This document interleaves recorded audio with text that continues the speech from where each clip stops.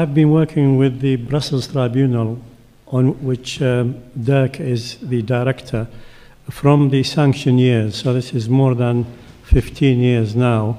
And our work has shifted with time from working against the sanctions and trying to break the sanctions by keeping contact with the Iraqi people inside the country, to opposing the war and exposing the atrocities, including atrocities against education, especially through the exposure of the campaign against Iraqi academics.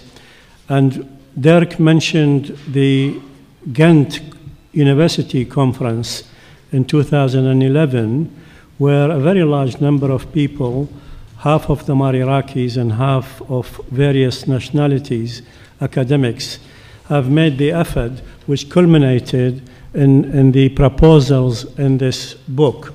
But this book is mainly about higher education in Iraq. My paper, what I intend to do, is about general education in Iraq, which is actually about the primary and secondary schools. Because I think this is something which is missed out to a certain extent in discussions about Iraq.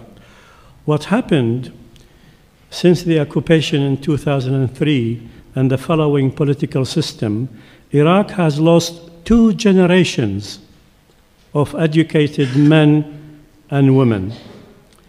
We are now back to the early decades of the 20th century.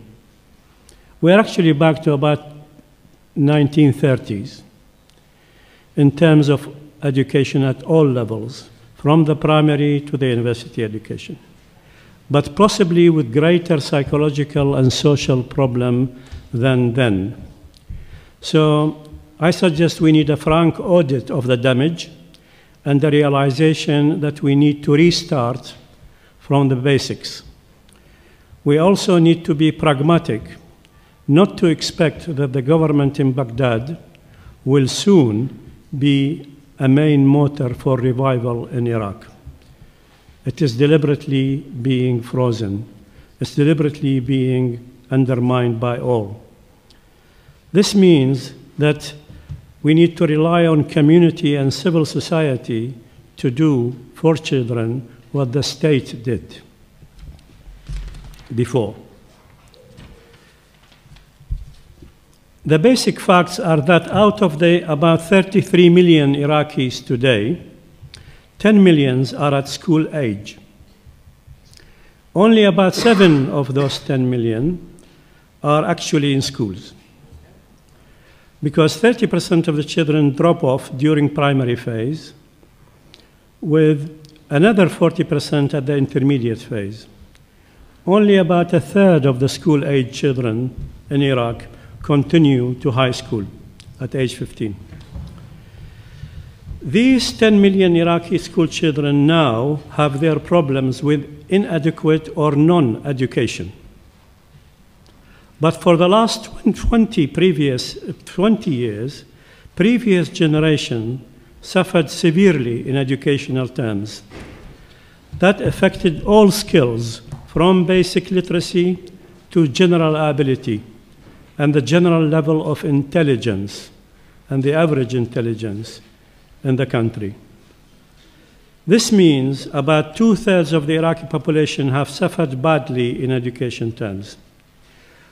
We estimate in education, I work in education, I have been working in education for 40 years, we estimate that when a child misses 1 year of schooling, their general ability to think, which is actually the intelligence, measured by intelligence tests, declines by about 2%.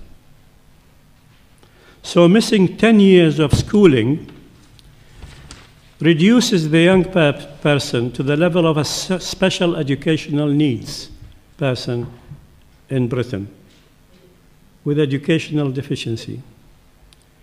And this is the case as in all advanced countries. So the Iraqi education disaster in this continuous decline in general ability, which cannot be solved except through major investment and firm policies to regain Iraq's previous standards. 20 years ago, Iraq was seen by UNESCO, for example, as the most advanced in the Middle East in terms of education, and approaching the levels of some European countries like Greece. I suggest that now we have declined to the level of the poorest African countries. It is necessary to look at the reasons and appreciate the scale of what we need to do. The decline started immediately after 1990 with the sanctions and the siege. We can look at this decline under three big headings. One is about the school building and facilities. The other is about teachers and administrators. And the third is about curriculum and standards. About the school buildings, because the population grows at about 3% a year, about 500 new school buildings are needed from 1900 till now. 1990 till now. There were no funds for that during the sanction years, and before 2003, the United Nations and Iraq were talking about the need for 5,000 new school buildings. By now, this number must be well over 10,000, since about 1.2 million babies are born a year, with half of that number becoming adults because of the education pyramid. If you think about the education pyramid, what people become adults are much less in numbers than the people actually born. When we now say that we are about 20,000 schools in Iraq, we are talking about administrative structures, not about buildings. These 20,000 schools occupy less than half the number of the buildings, so that the same building is used for 2, 3, or even 4 schools, like I was hearing the other day in the television, Iraqi television. We can only imagine how this is administered, and the atmosphere prevails in these doubly, triply, or quadruple used buildings. One thing about the school buildings is important, which is social actually. Another line of community action is to defend school buildings in the center of neighborhoods and towns. For several years since the occupation, the schools are most often in the center of cities and towns were taken over by the US forces, British forces, and the militias. So if you think about the Fallujah was about the community trying to regain the school from the occupation forces. Children were sent elsewhere to the periphery and having to travel, but it is essential to reclaim the centers away from the state and businesses. Because what the businesses want to do, what politicians want to do, is to acquire the schools for their own buildings in the middle of the cities. During the sanction years, the teachers left the profession due to low pay. Teachers began to take bribes to pass or help students in exams, although it was limited and punished, but it started then. Teachers started giving private lessons rather than improving the state schools. And then, of course, the gradual flight of middle class was because of the deteriorating schools. Middle class did not know any other way of giving good education to their children. I think I just want to finish with something different. It's actually the experience of a lot of nations, including in Iraq after 1958 revolution, is that countries with some unified patriotic rule can quickly recover educationally in basic education. Because in Iraq, like in Venezuela, for example, they managed to eradicate illiteracy very quickly. Within a year or two, the illiteracy was eradicated, mostly. So you have 91% in Venezuela, for example, now who are literate, adults and children. So that's relatively easy. It's also possible to address the issue of decline of ability, decline of intelligence in a big way, in a big campaign. Again, in Venezuela, there was a very important experiment which happened in around 1980.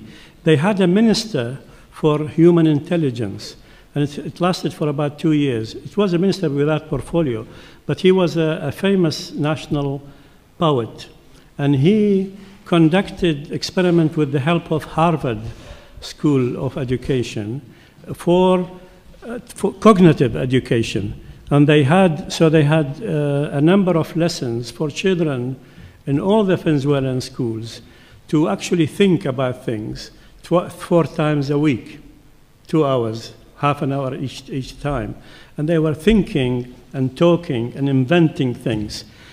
It was very successful by the measures they had at the time. They have measures, and there were some papers by Harvard to show that this education was very effective. I would like to think that this would have given Venezuela a head start, that you have 20 years afterwards, or 18 years afterwards, you have a generation which have passed through that experience. It is possible for Iraq to do things like that. Thank you.